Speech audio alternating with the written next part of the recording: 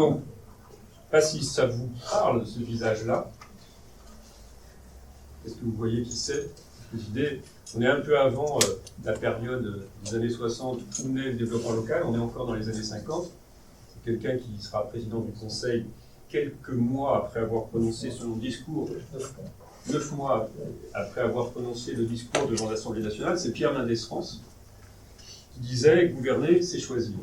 Alors j'ai pris ça parce que, quand on parle de gouvernance, ça fait écho à la question de gouverner. Alors la question qu'on peut se poser aujourd'hui, puisqu'on n'est plus dans le même environnement, j'aurais envie de dire institutionnel et culturel que celui des années 50, même si je pense que Pierre Mendès France était en avance sur son temps sur bien des choses, et que sa modernité, à mon avis, reste forte, aujourd'hui encore. La question, voilà, c'est choisir, mais comment choisit-on? Et surtout, qui choisit? Alors, c'est une manière de poser les termes du questionnement. Voilà. Donc, qui choisit? Alors, je serais tenté de dire que ça pourrait être les sachants, les experts, etc. Ça pourrait être la légitimité des élus. Ils indiquent la bonne direction, le choix. Ça pourrait être les citoyens. Bon, toute ressemblance avec des structures coïncidentes. Ça pourrait être aussi, aujourd'hui, des algorithmes. Le trading haute fréquence, c'est quand même des algorithmes qui, à la vitesse des processeurs, gèrent les marchés financiers. Ça peut être demain ce qu'on nous promet, l'intelligence artificielle. Bon, le dernier opus de la saga va bientôt sortir pour Noël. En fait, il me semble que, justement, gouverner, on est passé de l'exercice du gouvernement à quelque chose de beaucoup plus flou et souple, qui est ce que j'appellerais, moi, plutôt l'art de la gouvernance. C'est-à-dire qu'il y a eu une époque de sciences de gouvernement ou de sciences administratives, et aujourd'hui, on se rend compte que ce n'est pas simplement l'application d'une technique, et c'est ce que je vais essayer d'illustrer. Pour vous montrer que ce changement, on peut qualifier, pour faire savant, de paradigme, c'est-à-dire de représentation, de cadre, je dirais, de concept général qui change un peu l'approche des choses, on voit que dans des disciplines assez diverses, le terme de gouvernance est défini. Là, c'est Patrick Le Gallès, donc, qui est un politiste, un ouvrage qui s'appelle le Dictionnaire des politiques publiques, et qui rappelle que le terme de gouvernement, qui décrivait plutôt un type d'autorité, quelque chose de très structuré, c'est prendre des décisions, résoudre des conflits, produire des biens, etc. Alors que ça, c'était la vision qu'on avait de gouverner.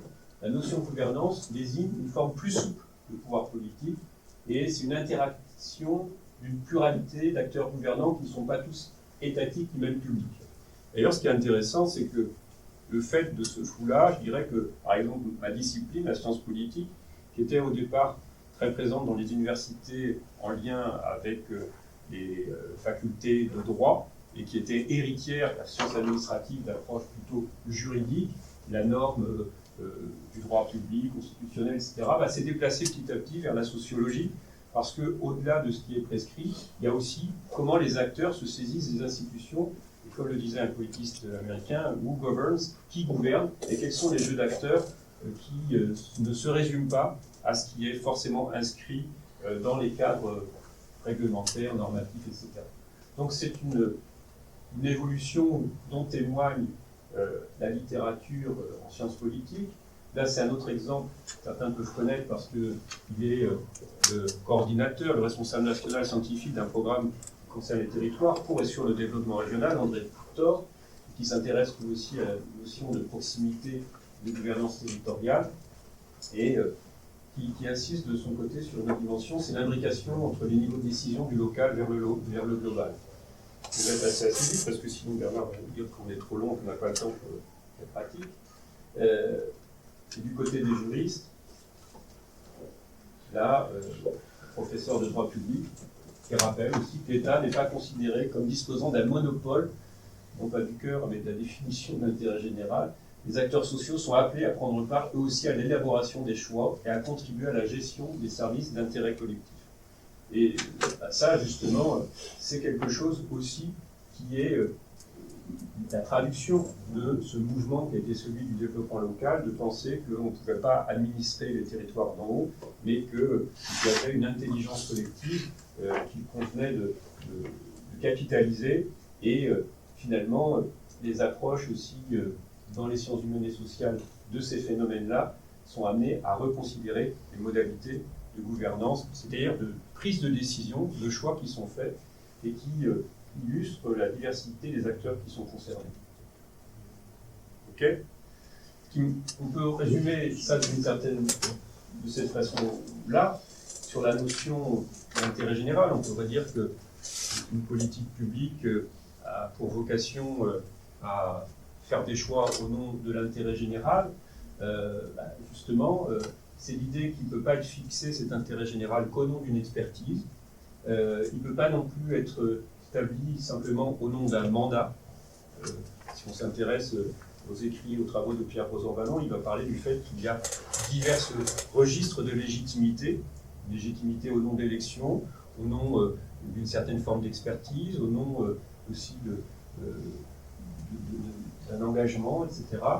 Et donc il y a des points de vue divers qui nécessitent une mise en dialogue, des vécus, des aspirations des acteurs. C'est ce qui nous amène aujourd'hui à parler beaucoup de citoyenneté active.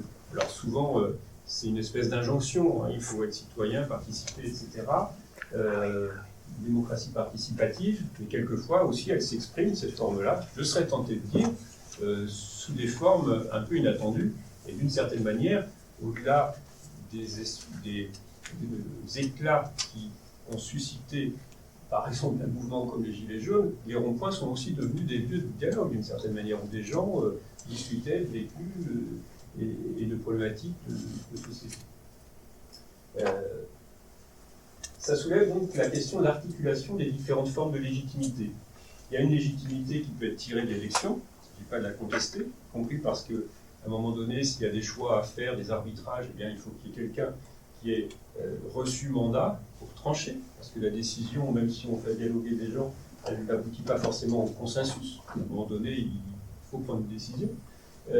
Donc, elle peut être tirée de l'élection, elle peut être tirée de l'expérience, du vécu des acteurs, elle peut être tirée de l'expertise, elle peut être tirée de l'implication dans un problème, c'est-à-dire parce que je suis une structure associative, quelle qu'elle soit, syndicale ou autre, qui s'engage sur les problématiques d'insertion, sur les problématiques de développement du territoire, etc.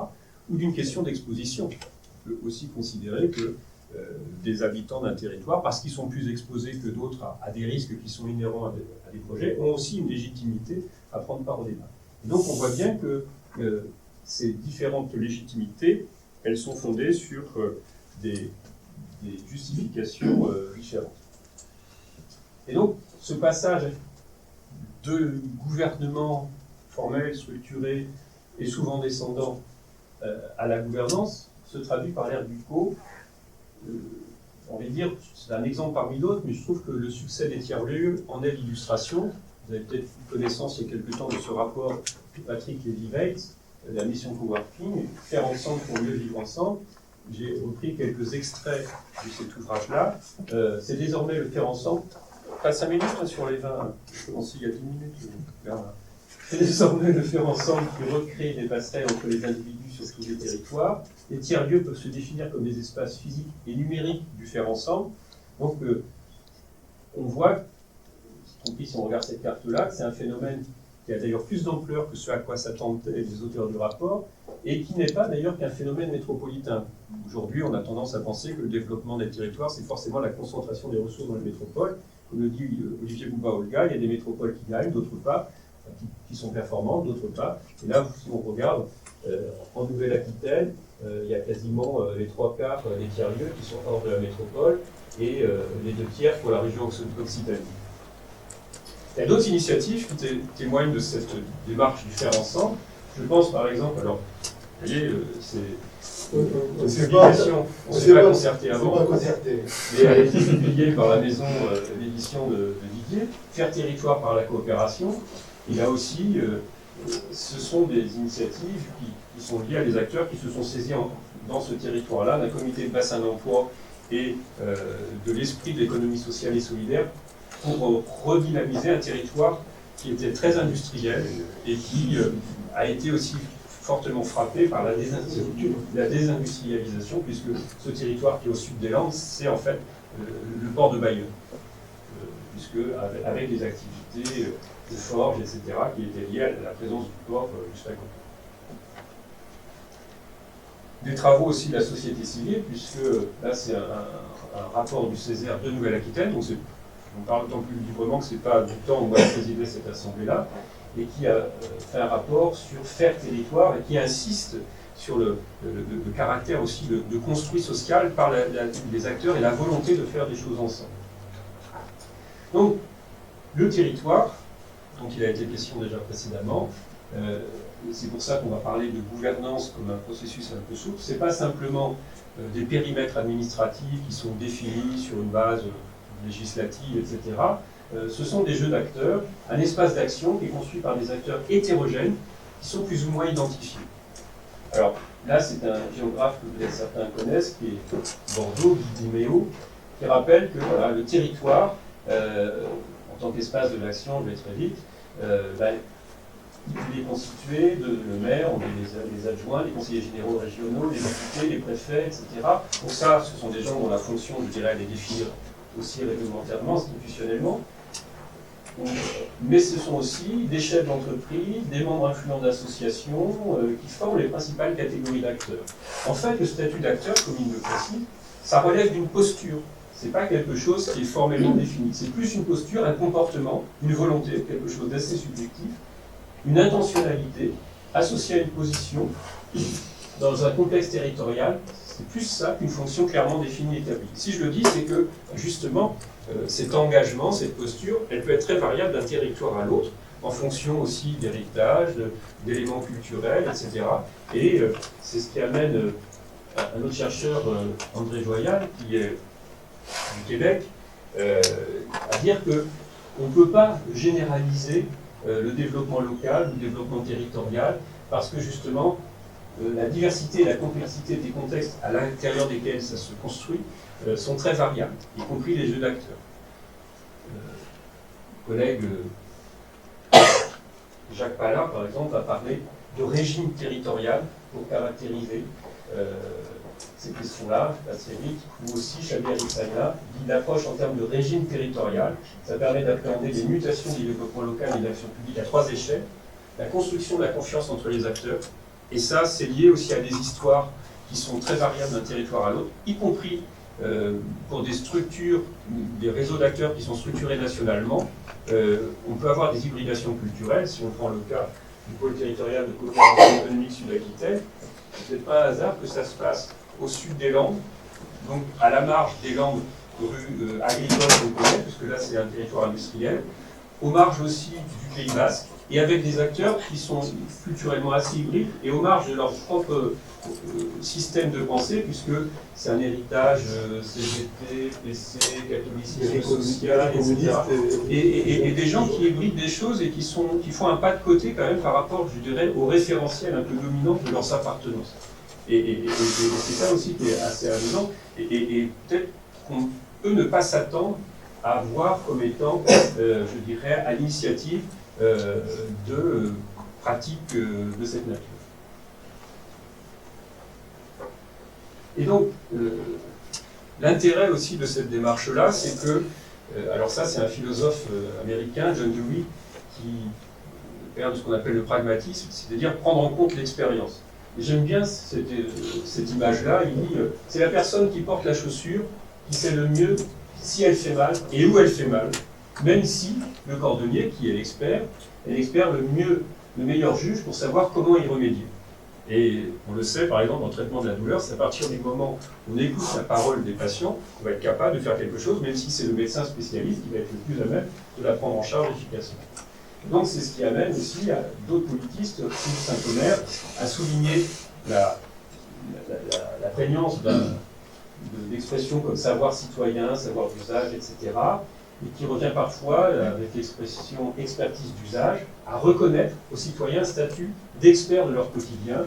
Et il Ici, le terme joue sur le sens originel du mot, qui vient du latin. L'adjectif expert, c'est celui qui est rendu habile par l'expérience.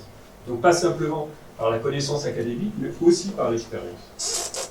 Alors, pour aller très vite maintenant, je vais vous proposer des illustrations. Vous allez avoir des petits clips très courts qui illustrent des expériences dans des territoires. Je n'ai pas pris des exemples agricoles. Un territoire urbain, c'est autour du centre social des Trois Cités à Poitiers. Un territoire qui est de fait plutôt rural, mais spécifique, parce que c'est aussi proche du Vendée, avec de l'activité économique, notamment industrielle, puisque c'est le pays de Moléon avec un territoire zéro chômeur de longue durée. Un témoignage aussi d'acteurs, dont le député Laurent Grand-Guillaume, qui est à l'origine de la loi territoire zéro chômeur de longue durée. Et puis derrière, avec entre-temps aussi un extrait des films, dernier film de Marie-Monique Robin sur l'expérience du territoire zéro chômeur de longue durée de Moléon. Et puis, pour finir, un autre film très intéressant qui s'appelle Nul homme n'est une île, parce qu'on a là des témoignages d'acteurs qui illustrent dans des contextes différents, je dirais, la fertilité que représentent ces mobilisations en synergie pour faire advenir des projets territoriaux originaux. Voilà, je recontextualise et maintenant je relance.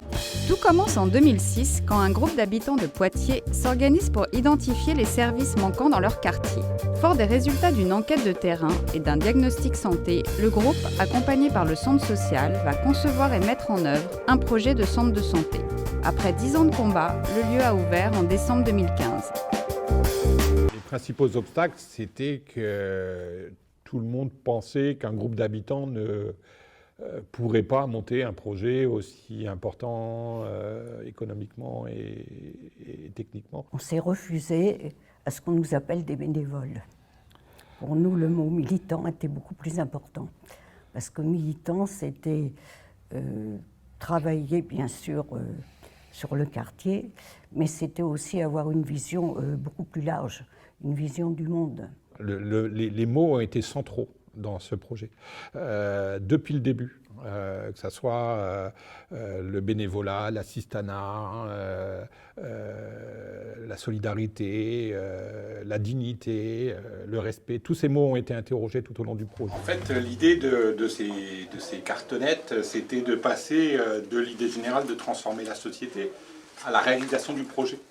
Et donc, il fallait en passer par je me le représente comment. Et donc, on a passé une journée à écrire que tout ce qui venait dans la tête des uns et des autres. Et donc, il y avait, je ne sais plus, 200 ou 300 idées. Et après, l'étape suivante, c'était celle-là, c'est-à-dire qu'après, par thème, il fallait classer dans quel ordre il fallait faire les choses. J'ai trouvé ça utopique à un point, je me dis, ben, ça va, c'est pas possible. On doit relever le défi de se dire, on part de rien, qu'est-ce qu'on peut faire? On ne fait pas comme les autres. Nous, on embauche d'abord et après, on trouve du travail. Il faut jouer la complémentarité et pas la concurrence. On est vraiment axé sur l'écologie. Le fait de trier permet de recycler. Nous, on est en train de créer un nouveau modèle économique. Les gens qui sont salariés maintenant dépensent sur Moléon. Donc, on voit bien que ça fait vivre au niveau social, au niveau économique. Pour faire en sorte qu'on puisse étendre l'expérimentation et non pas la généraliser. Parce qu'en fait, ce n'est pas ni un système hydraulique, ni un dispositif. C'est un projet de transformation économique, sociale et écologique dans les territoires. Et donc, ça ne peut reposer que sur la volonté d'un territoire. Ce n'est pas un truc qu'on applique comme ça et avec un coup de baguette magique, ça se passe. Non, il faut un territoire qui se mobilise. Il y avoir des choses, un réseau de gens autour. Et on intègre dans les comités locaux l'ensemble des acteurs, mais vraiment l'ensemble. Ça veut dire collectivité territoriale, association... Le Pôle emploi, les assos, les entreprises des habitants, les demandeurs d'emploi, enfin les personnes qui recherchent un emploi, le centre social pour nous, enfin les entreprises de l'insertion par l'activité économique, enfin la directe, le département, enfin bon, je vous en passe. Donc, en clair, tous les gens qui, sur le territoire, ont des choses à apporter, d'une manière ou d'une autre, se mettent ensemble pour réfléchir.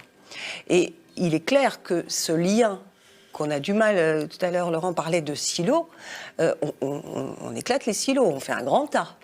Hein. Et effectivement, c'est aussi ça qui fait que il y a des choses qui changent au-delà de l'emploi, au-delà finalement de la réussite du projet. C'est mettre en mouvement une autre réflexion, une autre manière d'être ensemble et de partager sur un territoire en partant du territoire. C'est plus un truc qui nous vient du haut du Saint-Esprit et je ne sais pas d'où. C'est vraiment les gens qui se prennent la main à tout niveau et qui vont faire quelque chose. Ils vont faire. Importante investire sul territorio, non per un tornaconto immediato, faccio questo perché mi torna questo, ma faccio questo perché tutto il territorio cresca assieme a noi. Prima il rapporto di relazioni era tra i gas italiani e noi. Ora abbiamo un rapporto anche con altri sistemi organizzativi, la MAP in Belgio, il Food Coop in Austria, e ci fa immaginare per esempio un'Europa fatta di relazioni e di persone. Das Gemeinsame, das ist das Zentrale bei uns.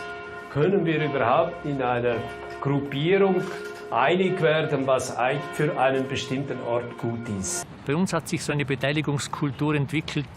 Wenn eine Arbeit abgeschlossen ist, gibt es ein Fest. So nach dem Motto, je kleiner das Projekt, desto größer das Fest. Das gibt sozialen Zusammenhalt. Diventa più facile la vita, è più impegnativa, ma è più facile se non ci consideriamo individui isolati.